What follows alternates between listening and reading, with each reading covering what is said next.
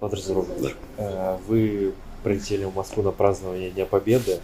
И в чем, на ваш взгляд, важность сохранения памяти э, о подвиге предков, и благодаря которому мы получили возможность жить? Героизм, отчаяние, мужество людей, победивших фашизм, это, конечно, величайшая история. История, которую нужно беречь, история, благодаря которой мы можем растить своих детей, будущие поколения на этом патриотизме и героизме.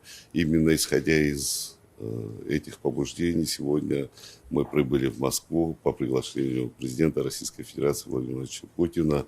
И для нас честь находиться в столице России, чествовать и праздновать Великую Победу. Подскажите, вот ваш визит проходит на фоне крайне неспокойной международной обстановки, и в частности Киев намекает на провокации и возможные атаки 9 мая.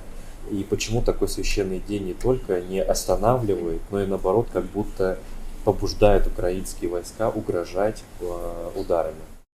Вы знаете, я назвал бы вообще все эти высказывания и действия кощунственными.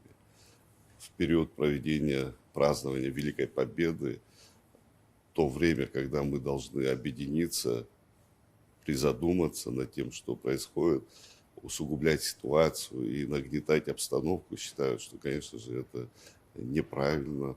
Это, к сожалению, политика, которая уже на протяжении нескольких лет мы наблюдаем. Вы знаете, в целом, конечно же, спустя 80 лет, 81-я годовщина Победы в этом году отмечается, мы никогда не думали, что фашизм снова поднимет голову. К сожалению, это происходит.